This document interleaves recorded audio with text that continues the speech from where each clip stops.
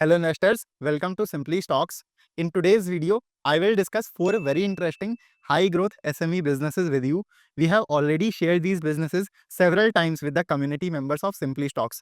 Today, we have brought this video for all of you where we will be understanding these 4 business models in more detail. But keep in mind, since these are SME businesses, the disclosure requirements are fewer and results don't come on a quarterly basis but only twice a year.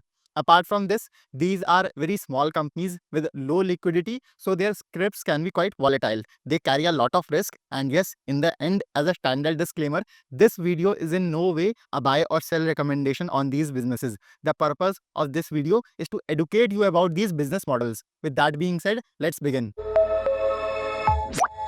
The first business we will study is Infollion Research Services. This is a service-based business that connects companies with industry experts on a part-time basis, meaning in a way they provide staffing services of experts to other businesses. You can also think of it as a marketplace of experts, just like Ola Uber connect you with drivers and IndiaMart connects you with sellers. Infollion connects you with experts of different industries. Let's understand this with the help of an example. Suppose a mutual fund wants to conduct a specific research on the healthcare industry.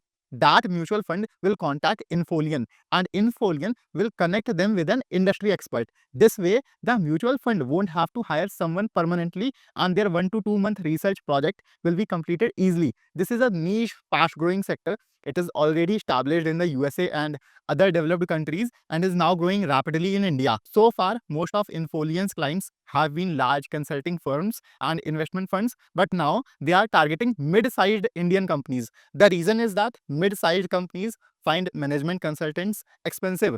Infollion's proposition is that they can get their clients equally skilled experts at a lower price. This gives them a cost advantage as services from Infollion's network will be cheaper compared to any consultancy firm.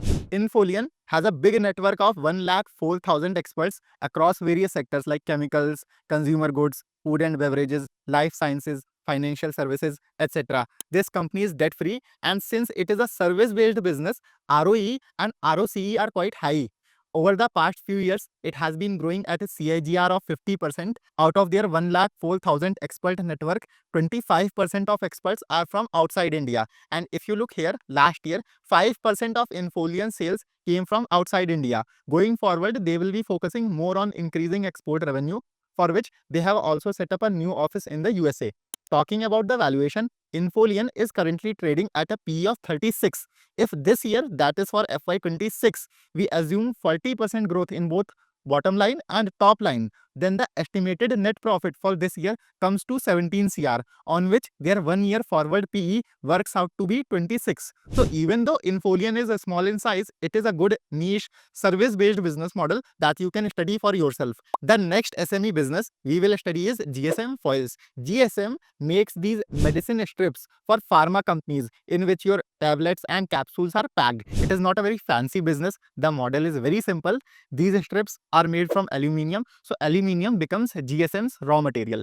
They have a customer base of 65 to 70 pharma companies for which they manufacture blister foils and aluminium foils. Their market cap is low, around 300 CR. But one thing that I found really good about GSM is that even on such a small base, their management is doing con calls with investors and bringing out investor presentations and results, and that too on a quarterly basis. When Q4 or March quarter ended, GSM's management in their con call gave guidance of 200 to 250 crore sales for this year.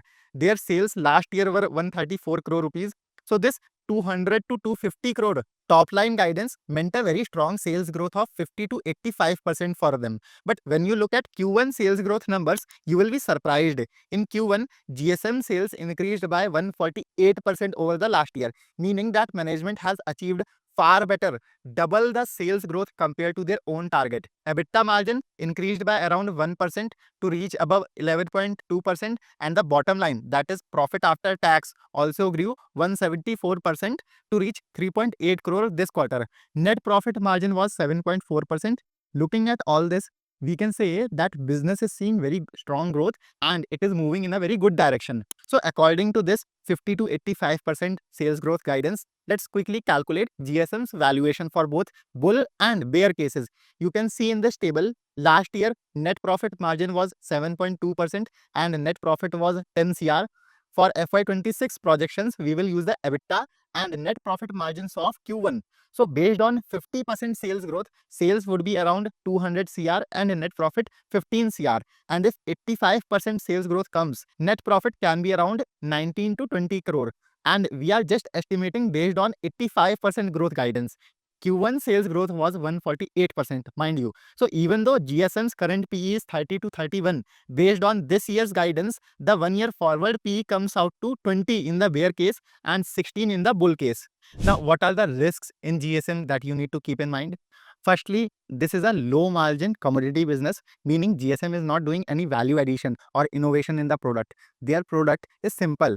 In such a case, if aluminum prices increase, then margin pressure will become a big risk. The second risk is about cash flows. Here you will notice that it takes GSM up to 3 months to receive payments from pharma companies to whom it supplies strips, which means cash gets stuck in the business because the big companies, though they give good business, but with them there are issues with payment terms and pricing, which remains a problem here. For this, management has plans that in the future they will be targeting mid-sized pharma companies that will help in improving their receivable cycles to some extent. Currently, they have a manufacturing facility in Vasai, Maharashtra, spread over around 8,000 square feet. And just last week, an update came that for future expansion, they have taken a land on rent in Ahmedabad where they will be setting up a new plant of 17,000 square feet carpet area. Their Vasai plant is currently operating at 65 to 70% capacity utilization, and the Ahmedabad plant will be ready in 6 to 7 months. So we also have a good clarity on GSM's growth plans. Now, so far, if you are liking this video, do give me a thumbs up. Also, you can subscribe to our channel Simpli Stocks, where we bring multiple such videos every week. Honestly, your likes and subscribes are our only motivation so that we keep bringing you such high quality research to you for free. So do like this video and you can also subscribe to our channel as well. Coming back to our businesses, the third business we will study is HOAC Foods. Talking about the business, the model, as you can see on my screen, this company is in the business of processing and selling kitchen items like flour, spices, pulses, rice and oil. Their brand name is Hariom. HOAC sources all these items from farmers and dealers. Then they process and pack them at their two plants. They have their own stores in Delhi NCR through which they sell their products. Apart from this, they also supply flour to well-known company Country Delight. So that's their B2B business. Around 48 to 50% of their sales come from flour, 24 to 25% contribution is from oils and pulses, and around 28 to 30% sales come from spices. Packaged spices is a fast growing segment in India. This segment itself is currently growing at around 16% CAGR. Talking about their results, in 1 year, that is in FY25, their sales have grown by 69% compared to last year. Net profit is up massive 143% year on year, and net profit margin has increased from 6.6% to 9.4%. Now see, in FY25, their sales were 27 crore rupees and their target is to double their sales this year to 55 crore. Management is saying that they will be able to sustain the margins. If we assume margins remain the same, if sales double, then the PAT will also double. So even though Hariom's PE is currently 36, on the estimated FY26 profit, their 1 year forward PE will become 18. Their base is very small. For example, at the time of shooting this video, their market cap was just 90 crore rupees.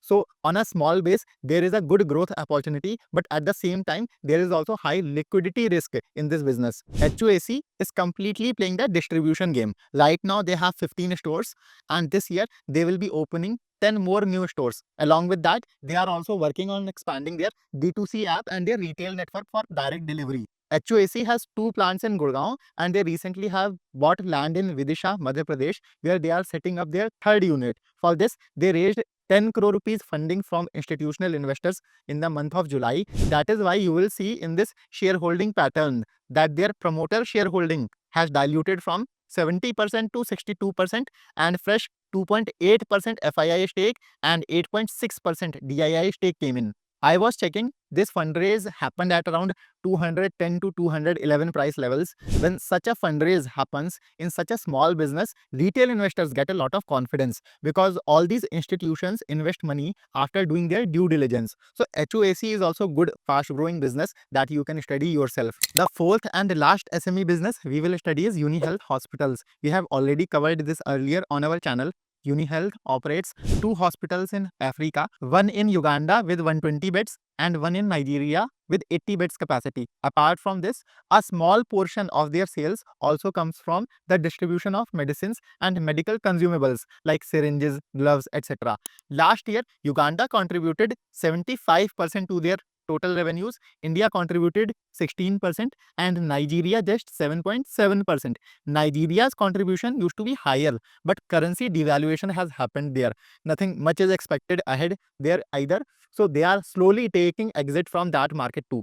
So we can say that Unihealth's main business is currently being run only from the Uganda hospital with 120 beds capacity. And this is also a kind of plus point here, I'll tell you. Their base is very small and they are expanding rapidly on this small base. This year itself, they will be starting 3 new hospitals with a total capacity of 350 beds. In this, a hospital with 60 beds capacity will come in Mumbai, one with 190 beds in Nasik, and another hospital with 100 beds they will be bringing in Tanzania, East Africa, meaning that within just 1 year, their capacity will go up to 4 times from 120 beds to 470 beds. Then Unihealth has a target to double this 470 beds capacity to 1000 beds in the next 3 years. If the management is able to execute well on these plans, then this will be a very good back-to-back, very strong business growth. If we calculate their growth, then for the next 3 to 4 years, it translates into a tremendous volume growth of 75 to 100% CAGR. I found their conference call quite interesting. Their management is very clear and very focused about their strategy. You will see that big and famous hospital chains like Apollo, Sahyadri operate hospitals above 200 bed capacity. Their hospitals are large in size. Their people trust the brand name more than the doctor's name. But Unihealth's target is to open smaller hospitals in the range of 50 to 175 beds, where they will provide treatment and care to patients with a more personalized touch. You won't get this in big hospital chains. So this is going to be one of their USPs. So Unihealth looks like a very good high growth model to me on a small base. You can study it yourself. Right now, it is trading at a P of 16 to 17. And I was seeing their management has been recently doing back-to-back meetings with many wealth management companies. So maybe we might see institutional participation happening there as well in the future. Now, you tell me in the comments which of these SME businesses did you like the most. Along with that, if you like this video, do give me a thumbs up. A lot of effort and time goes into making such videos. If you support us, we will get much more motivation.